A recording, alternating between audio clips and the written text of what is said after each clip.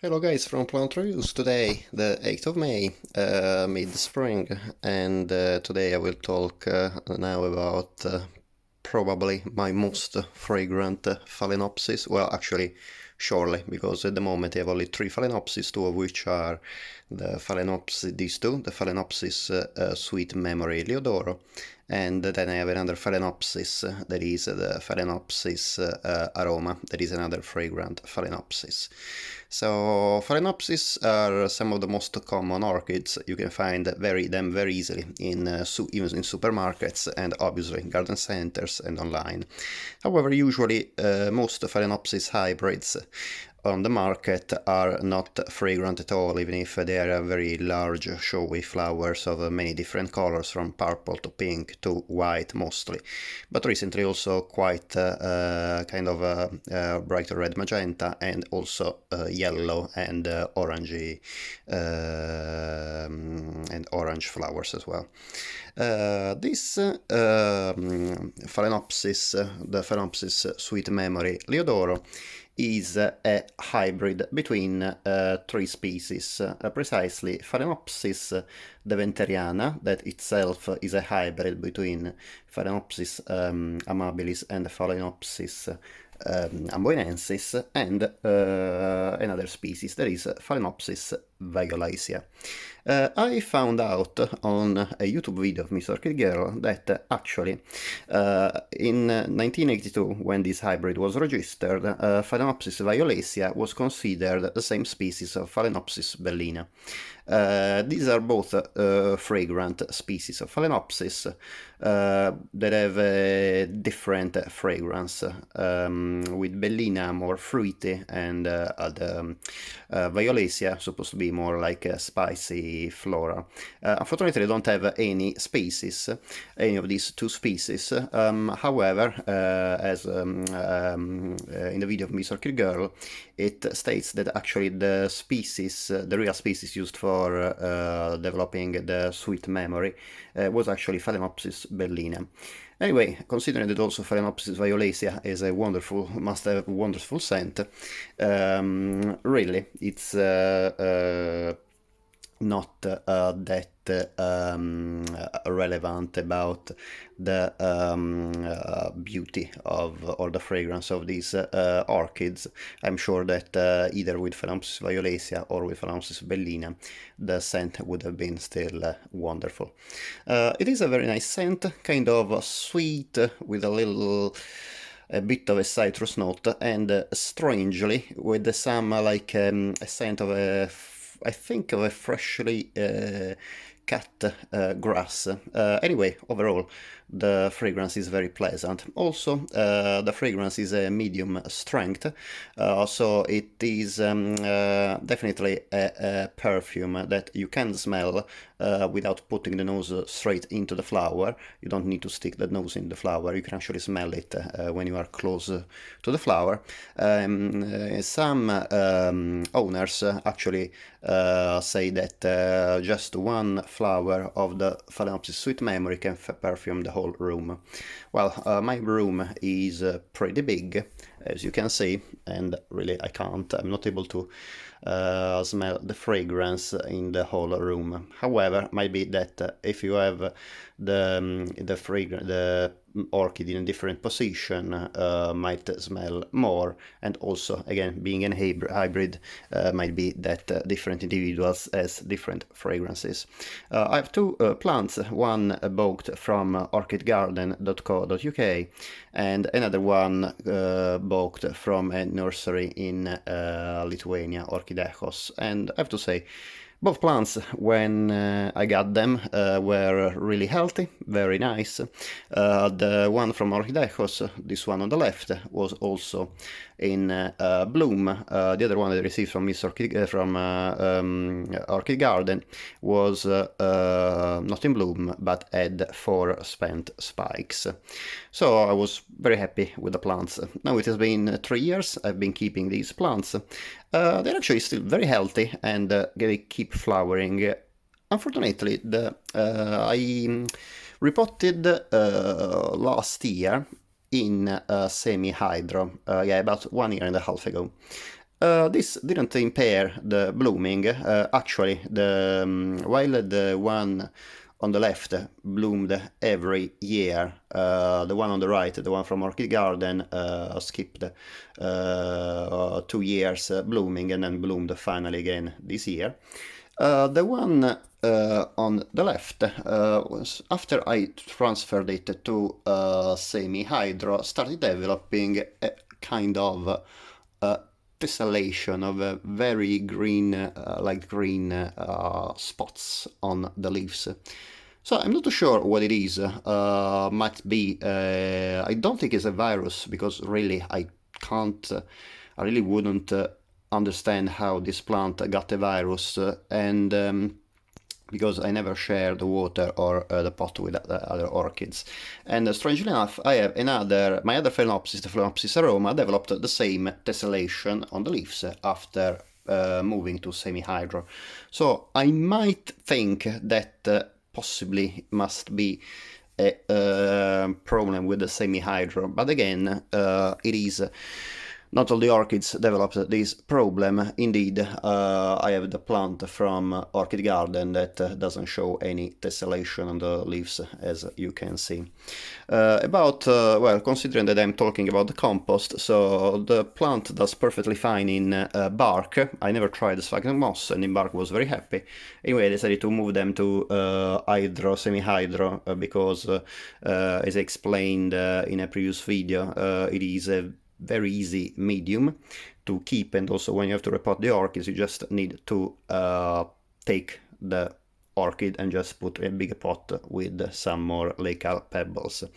Unfortunately, some orchids, as I said, sometimes they don't adapt really well in semi-hydro. I was lucky with enough with the falls with these Phalaenopsis because they really adapted straight away to semi-hydro. I have very few roots rotting, but obviously having be careful of repotting them when the new roots were developing. They were perfectly fine. They didn't have any they didn't slow down the growth rate, and indeed they continued producing beautiful leaves and blooming without any problems. So that's about my medium. About the plant itself, it's a plant that again is very famous for the fragrance. The fragrance, 2 out of 3 parents are fragrant: the Phalaenopsis amboinensis and the Phalaenopsis either violacea or bellina. I was not there hybridizing the Venteriana with the other species, so I'm not too sure really 100% of what was used. Anyway, the fragrance is inherited by 2 of the species ancestors of this orchid. About the plant, this is a plant that is not very common to find in garden centers. I found this hybrid only a couple of times in a garden center. Never found this hybrid in supermarkets. However, is very, very easy to find on online nurseries. So I'm sure you won't have any difficulty in finding this orchid. And I really would recommend it if you like fragrant orchids that are easy to keep. I think this is one of the easiest orchids to keep, really. The one thing that you have to be to think about when buying these orchids is that this is absolutely not a small orchid. Once you buy them, when I bought it was actually in a really small pot. As you can see, these are the first leaves that develop, so they are quite small, but you can see that in the years the leaves become longer and wider, and so they from about 15-20 centimeters when I bought the plant, now they are at about 30 centimeters in one plant and about 35 in the plant from orchid garden. The leaves are quite broad and fleshy, very fleshy, like most Phalaenopsis anyway. And the color usually is bright green, as in the one I bought from Orchid Garden. Sometimes can be a little bit paler. Obviously, the more luminous the place you are growing this orchid, usually the clearer the leaves are. However, even if my plants are very shiny, medium green, and the plants never had any problems in blooming, possibly if I had them in a more luminous environment would have put more flower spike, but I can guarantee that the scent is still really nice and quite powerful anyway. Unfortunately, I didn't have a sunnier spot, but my bedroom is on southern exposure, and as you can see, all the sunniest areas of the room are taken already by my cattleyas that are really plants that eat light. And yeah, I have there cattleyas and other plants of the family of the Leline, like Erincolelia digbiana and some encyclias as well, and they really need a lot of light. Again, about exposure, you can have it in a windowsill. On a windowsill, I would say east with a eastern exposure, or even northern exposure. But I would say eastern exposure is fine. If you have a windowsill that has a southern exposure, do not put the plant straight on the windowsill in southern exposure, but put it, like me, in an area that still receive bright light but never direct sun. The plant will bloom without any problem. About the flowers. The flowers are produced in small groups. Usually only one or two bloom per time, but multiple flower spike can be born on the same plant. As I said, this plant had 4 actually flower spikes when I bought it. This is a sequential bloomer, like also Phalaenopsis violacea and Phalaenopsis bellina. So it will start with one flower opening. This one indeed was the first flower. You can see it has a little bit of blemish, so I'm not too sure how longer will last. Then second flower, and then there's a bud coming up and a small bud at the tip of the flower bud. Very important is that do not cut the flower stalk that itself can be quite long. This, for example, is about 15 centimeters, but in the other orchid it is about 35-40 centimeters. As you can see here, we have a flower. The first flower stalk was produced last year. As you can see, this flower stalk doesn't have any flower, the one here, because it bloomed last year. 1 second, I try to focus. Probably it's better from the top. So you can see the one on the right that I'm touching now, it bloomed last year. This year didn't bloom. However, being still green, I decided not to cut it, because I know, like as many orchid lovers do, that Phalaenopsis, if the flower stalk is still green, you don't have to cut because it's still viable. Indeed, from this node, from this area, this year the orchid started producing another flower stalk to bloom. And as you can see, it is bearing now 2 flowers, 1 bud already almost opening, and possibly another bud at the end of the flower stalk. The flower is absolutely gorgeous, even if it's pretty small in comparison to many Phalaenopsis hybrids. Is about 7 centimeters in diameters. The color is very nice. Is pink. It's like a pale pink with a very fine tessellation of fuchsia reddish spots.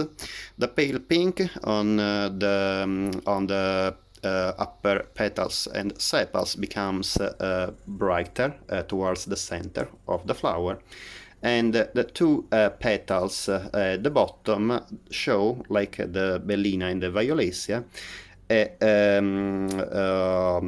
an area with a much more intense pink magenta like color, and so the petals are like half pink with a tessellation of red and fuchsia, and half bright fuchsia magenta. The lip, as you can see, is almost fully magenta, with with a central area a little bit paler towards the middle part of the lip, that is yellow and red. There's also a very fine, intricate design of red spots on the white center. The column, as you can see, is also pink. So you can appreciate really the very exquisite beauty of this flower. Also, sometimes the flower can be a little bit different in color. For example, in this one, there's a stripe, a fuchsia stripe on one of the petals, horizontal bright fuchsia stripe, that really shouldn't be there, but it's a nice, unusual feature of this flower. Again, in addition to be a beautiful flower, it is very fragrant. I already described the fragrance, and I'm sure most people would love it. So again, if you love fragrant orchids, that is absolutely an orchid I recommend. Easy and very fragrant, easy to grow and very fragrant. About the roots, the roots also can be quite long, and sometimes can be a bit unruly. I will show you now what I am doing. Sometimes the roots of Phalaenopsis tend to get out of the pot.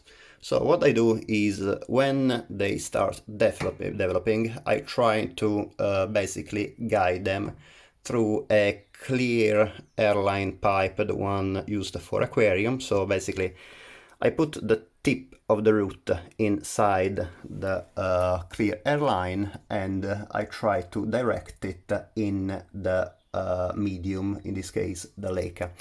Otherwise, because sometimes the roots tend to grow out of the pot, as you can see here, so I have to redirect them in the medium. This is very important, not to allow roots to get out of the pot, because otherwise, out of the pot, obviously there's no medium, the roots will not receive any humidity, and in the end they will just dry up, all the roots will die anyway, and the plant will get dehydrated and die. So it's very important to keep the roots, to guide the roots to be in the medium. Obviously, at some point, when the roots, when the roots fill up all the pot, you really need to repot the orchid, and then that's another story, really. About the flower stalks, they usually comes up laterally from the main axis of the plant. This is a monopodial orchid, so it's not like a cattleya. From the crown, you see this, the leaves coming, basically. The leaves proceed, the four leaves formation proceed horizontally, so you can see the flower bud usually grow from the side of the main axis, like this, and that's probably, this one is another bud, flower stalk bud coming up. I'm not sure if it will develop this year or next year. While the roots can, as you can see, develop anywhere from the flower stem, usually anyway perpendicular to the flower stalk, bud. It's very important also to notice that the plant is quite top heavy. So when you decide a pot where to put the plant, please ensure that the pot is quite heavy. So I use clear plastic pot because I like to go to see where my roots are going. As you can see, there's quite a few roots, so I can monitor the development of the roots inside the medium. Again, I grow them in semi-hydro, so they are always green. If you have this plant in bark, like all Phalaenopsis, is recommendable to wait to water the plant when the compost is almost dry, so you can basically see the difference by the root color. So if the roots are like silvery green, then yes, you have to water the plant. If the roots are still bright green, the pot is still humid, so you don't need to water the plant. Again, about the exposure, really said, really in indirect sunlight, so bright place out of direct sun, like most orchids. But yeah, this is one of the orchids I found needs less sun, less light to thrive. Obviously, do not put it in a very dark area, but in a very luminous room can be perfectly fine on a shelf on the other side, or on the opposite side of a south-facing windowsill. Well, I hope that I was able to talk to you about everything you need to know this very nice Phalaenopsis. Again, if you find it in garden center or online nurseries, if you like scented Phalaenopsis, or scented orchids anyway, this is absolutely a must, especially if you want to start with an easy orchid to grow. That's definitely the one I can most recommend. I'll hope to see you next time, and if you like the video, it would be great if you can please subscribe. See you next time.